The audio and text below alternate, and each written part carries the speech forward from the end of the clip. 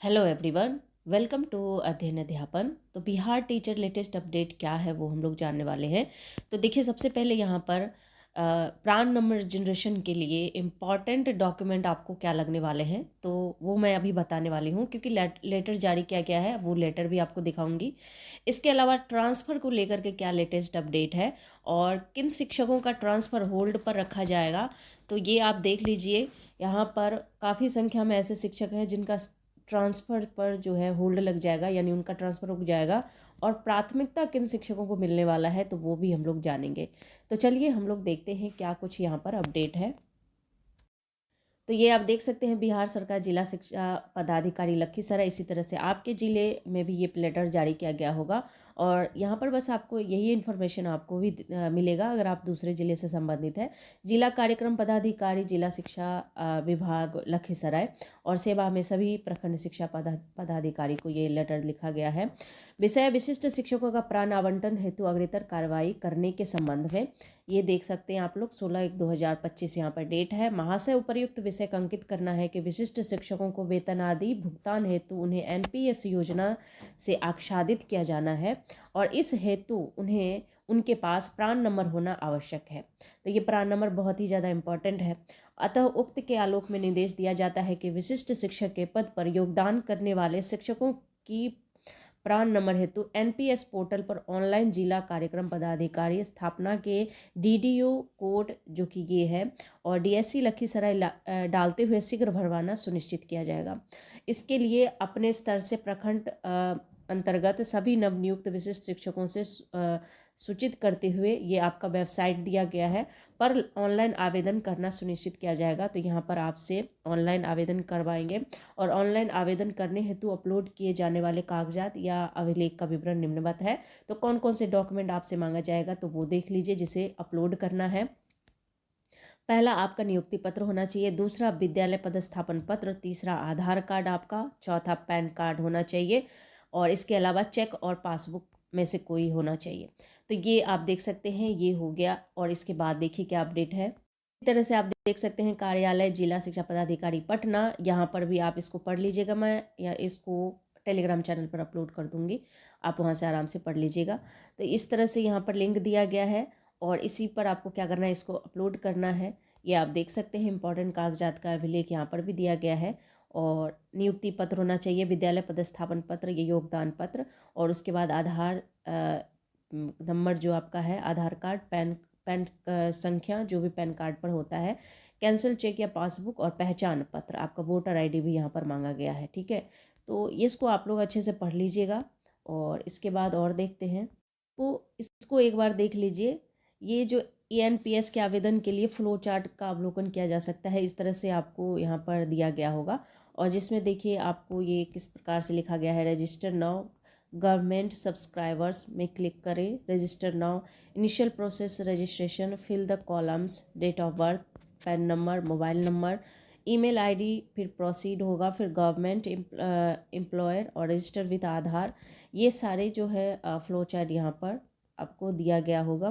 तो इस तरह से आपको ये देखने को मिल सकता है। उसके बाद जम्मू का भी देख लीजिए। तो जम्मू में भी यही मांगा गया है, ऑनलाइन प्राण generation process, document required compulsory, ये आप देख सकते हैं। डीडीओ कोड, रजिस्ट्रेशन नंबर जो दिया गया है और इसके बाद treasury code, Aadhaar card, PAN card, joining letter and provisional letter, cancel cheque, email ID, mobile number. और जो डायग्राम अभी मैंने आपको दिखाया वो कुछ इस प्रकार से होगा और यहाँ से आपको इस तरह से देखने को मिलेगा। ठीक है, तो इसको आप लोग अच्छे से पढ़ लीजिएगा, समझ लीजिएगा। ठीक है, ट्रांसफ़र्स को लेकर के क्या कुछ अपडेट है, ये सभी हमारे टीचर जानना चाह रहे होंगे, क्योंकि ट्रांसफ़र का जो लिस्ट है वो कब तक जारी होगा। तो ये कहीं ना कहीं इंतज़ार में लगे हुए हैं कि नेक्स्ट लिस्ट जल्दी से जल्दी निकले, क्योंकि आपको पता है कि 1,90,000 शिक्षकों ने यहाँ पर ट्रांसफ़र के लिए आवेदन दिया था, जिसको 7 कैटेगरी में इन्होंने बांटा था। और इसके बाद अगर बात करें तो यहाँ पर सिर्फ 47 आवेदनों की स्क्रूटनी हुई, जिसमें से 35 शिक्षकों का ही ट्रांसफ़र यहाँ पर मंजूर किया गया। तो काफ़ी स्लो चल रहा है ये प्रोसेस। इसके बाद अगर नई बात निकल कर जो सामने आई है वो देख लेते हैं। इससे पहले हम थोड़ा सा डाटा रिवाइज कर लेते हैं। देखिए 760 जो है यहाँ पर कैंसर संबंधित रोग से संबंधित आवेदन है। उसके बाद अगर बात करें तो यहाँ पर 2589 शिक्षक किडनी रोग, हृदय रोग या फिर अन्य रोग से संबंधित यहाँ पर आवेदन आया है। 5575 अगर बात करें यहाँ पर तो दिव्यांग से संबंधित यहाँ पर आवेदन आया है। और इसके अलावा अगर बात करें तो 1557 जो शिक्षक हैं वो पारिवारिक दिव्यांगता यानी कि परिवार में किसी सदस्य या किसी को दिव्यांगता है जिस वजह से वो आवेदन चाहते हैं।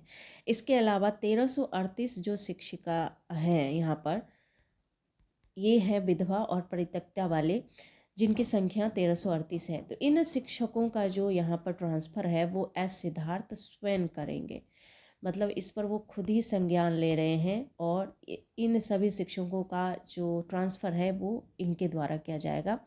ये जितने भी डॉक्यूमेंट है, इन सभी डॉक्यूमेंट इन सभी विभागों से ये पर्सनली यहाँ पर चर्चा करेंगे और इनके सभी आवेदनों को यहाँ पर जांच पड़ताल करेंगे। उसके बाद इनका ट्रांसफ़र किया जाएगा। तो ये बात हो गई। बाकी हमारे जो बाकी के शिक्षक बचे, जैसे कि हस्बैंड वाइफ, अगर हस्बैंड वाइफ वाले शिक्षकों की बात करें तो कितना आवेदन है यहाँ पर, तो 16,356 यहाँ पर आवेदन है। इसके बाद अगर बात करें तो यहाँ पर महिला शिक्षकों की बात करें जिन्होंने आवेदन की मांग की है, यहाँ पर 70,167 है। वहीं 92,000 शिक्षकों की बात करें यहाँ पर तो हमारे पुरुष शिक्षक हैं जिनको यहाँ पर ट्रांसफ़र का इंतज़ार है। तो इनका ट्रांसफ़र तो अभी काफ़ी समय लेने वाला है और जो मैंने ऊपर बताया उनका ट्रांसफ़र यहाँ पर हो जाए जल्दी तो वो भी बहुत बड़ी बात होगी, क्योंकि जो प्रोसेस इनका चल रहा है काफ़ी स्लो चल रहा है। इसमें देखिए सबसे पहले अगर हम बात करें तो प्राथमिकता किन शिक्षकों को मिलेगी ये हम समझ लेते हैं।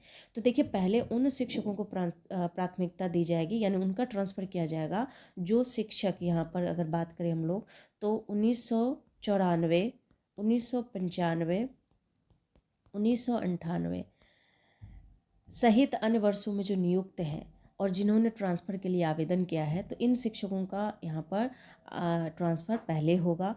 इसके बाद TRE 1, TRE 1 और TRE 2 वाले जो शिक्षक हैं और सक्षमता पास जो शिक्षक हैं जिन्होंने ट्रांसफ़र के लिए आवेदन किया है उनका यहाँ पर ट्रांसफ़र किया जाएगा।